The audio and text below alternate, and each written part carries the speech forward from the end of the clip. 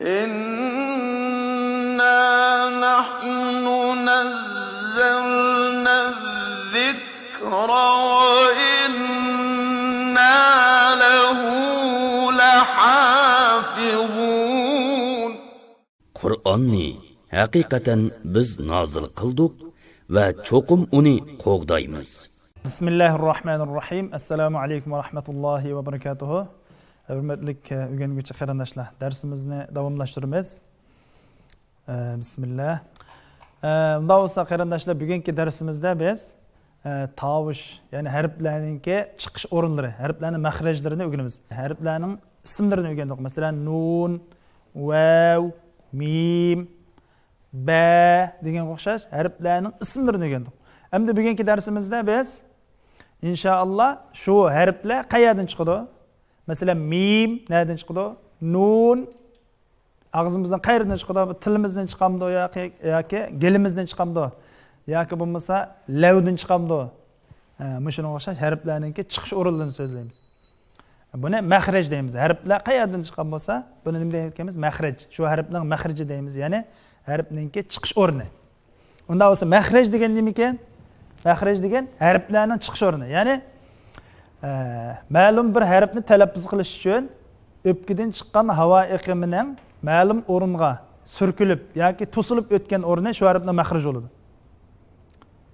Masalan, bir harf talaffuz qilgan bo'lsak, biz o'pkidan kelgan nafas, ya'ni havo iqimi og'zimizning neriga ta'sir qilgan bo'lsa, og'zimizning ichidagi shu harfning maxraj bo'ladi. Masalan, ba, ab desak, biz ba'ni talaffuz qilgan chog'imizda qayerga ta'sir qilyapti? Ab desak, demak, o'sha lavga kelgan chog'da bu havo to'sqinlik uchrab, o'sha yerdan ba chiqadi, ishki lavdan. Shundaymi? Demak, ba nereden chiqadi ekan? Lavdan, ya'ni kalpikdan chiqadigan harf deymiz. Masalan, am desakmi o'xshash? Masalan, av desakmi o'xshash? Shunga o'xshash harflar o'pkidan chiqqan, ya'ni o'pkidan kelgan havo iqimi og'zimizningki qayerga surkilgan bo'lsa, qayerga ta'sir qilgan bo'lsa, shu o'rinning ismi shu harfning maxraji bo'ladi. Ya'ni arab harflarining tovushi cho'ng jihatdan tuvandagi 5 joydan chiqadi. Kichik jihatdan tuvandagi 17 ta o'rindan chiqadi. Masalan, qancha maxraj bor desanglar, cho'ng jihatdan 5 asosiy maxraj bor. Asosiy maxraj, ya'ni kichik jihatdan 17 ta maxraj bo'ladi. Ya'ni 17 maxraj bor. Bu arab tillaridagi biz o'rgangan shu harflar 17 o'rindan chiqadi. Buning ichida ig'iz bo'shlig'i, til, gal, lav, burun deganga o'xshash 17 o'rin bor. Hamda biz shu o'rinlar bilan tanishib chiqamiz. Unda bo'lsa biz qancha asosiy maxraj bor dedik? 5 asosiy maxraj bor dedik. Shundaymi? 5 asosiy maxraj. Birinchisi nima? Ig'iz bo'shlig'i. Ig'iz bo'shlig'i.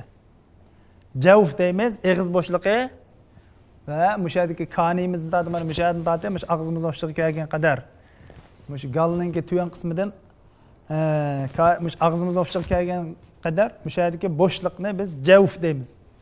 Javf bu bo'shliq. Bu bir maxraj bo'ladi. Bu bir nimda 5 cho'ng maxrajdan birisi, ya'ni asos maxrajdan birisi nimaki? Ig'iz va kanay bo'shlig'i. Bu birinchisi. Ikkinchisi halq deymiz, bo'g'iz, ya'ni gal. Gal harflari, ya'ni mushadni tatib, mana shu yumshoq yani tatib, shu gelimizningki yuqori qismigacha bo'lganlikda mushadga araliq bo'g'iz bo'ladi. Bu yerdimmi 5-6 harf chiqadi. Bu bir asos maxrajdan birisi. Asos maxrajdan birisi. Birinchisi nima bo'ldi? Ig'iz bo'shlig'i. Ikkinchisi bo'g'iz, ya'ni gal. Uchinchi asos maxraj til.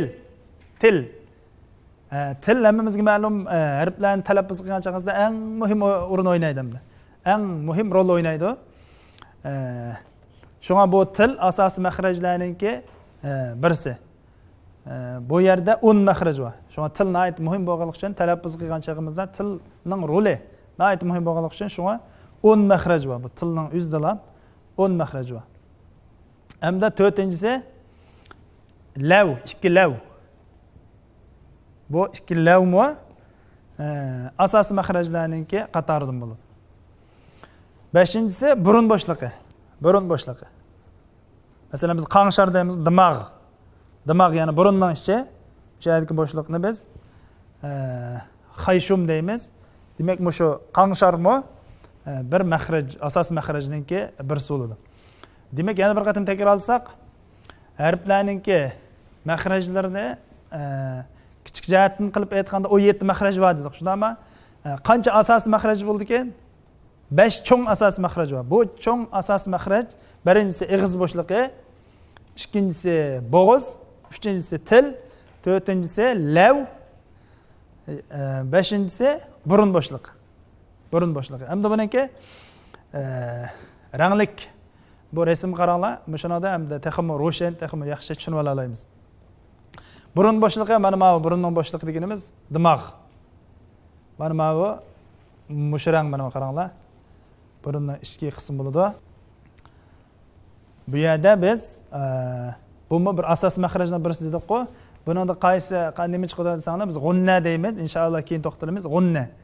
Mesela inna, mimma degan o'xshash. Mana shu burun bo'shlig'idan g'unnani chiqaramiz. Burun bo'shlig'i asosiy mahrajlarning birisi-ku. Bundan g'unnani chiqaramiz. Masalan, men qarasanglar yana bo'shliq. Men yana bir bo'shliq bor, men yeshil. Bu ig'iz bo'shlig'i dedik-ku. Ig'iz bo'shlig'i mana yeshil. Men gal bo'shlig'i. Ikkisini birlashtirib biz javf dedik. Bu ikkisi birlashib yana bir 5 asosiy mahrajdan birisi. Bundan nima chiqadi desanglar, maddariblar chiqadi. Maddariblar masalan ya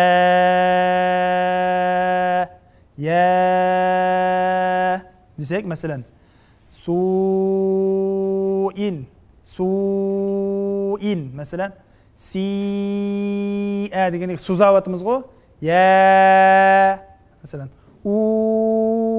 shunga o'xshash madla. Demek müşahede mana yeshil ham gal va ig'iz bo'shlig'ininki ikkisininki birikmasa maddariblarni müşahede chiqaramiz. Shu bo'shliqdan.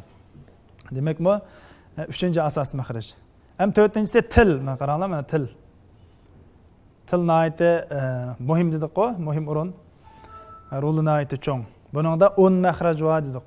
Masalan, nun, lam, ra, ta, dal, ta. Mushlar hammasi tildan chiqadi. Tilning uchi, ba'zilar tilning yeni, ba'zilar til orqasi, masalan, til oldi deb keyingi darslarimiz tafsildan to'xtalamiz. Masalan, qaranglar, til chiqadigan harf, masalan, qaranglar. Masalan, tishniki qaranglar. Fa, val deb shu tishimizning tuyiga tilimizni yaqinlashtirib yoki tilimizni chiqarib talaffuz qilgan harflar bor. Mana fa, val, va shunga o'xshash. Undan keyin yana birisi qaysi? Ikki lav. Lavdimmi masalan mim, am, av, ab desak, shunga o'xshash ba, vav, mim degandek harflar lavdan chiqadi. Demak, mana shu burun bo'shlig'i, ig'iz bo'shlig'i, til, yana birisi qoldi, eng oxirgisi gal, ikki lav. 5 asosiy mahrajlar. Hamda mana galninki nimasi mana shu yerda yumshoq yerni tortib, mana shu yerga bo'ladi. Shu og'zimizning ichidagi shu kichik til bor, kichik tilninki tuvan qismini tortib, mana shu yergacha, mana yumshoq. Gal oxirgacha shu yerda bo'g'iz deymiz. Buningdan 6 taraf chiqadi. Masalan, hamza, ha, ayn, ha, g'ayn, xa. Masalan,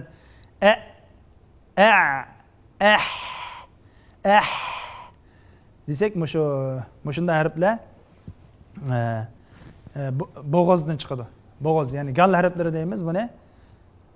Demak, 5 asosiy mahrajninki ranglik holati mana shunday bo'ladi. Bularninki tafsilotini keyingi darsimiz so'zlaymiz. Bugungi darsimiz mana shunday oxirlashdi. Assalomu alaykum va rahmatullohi va barakatuh.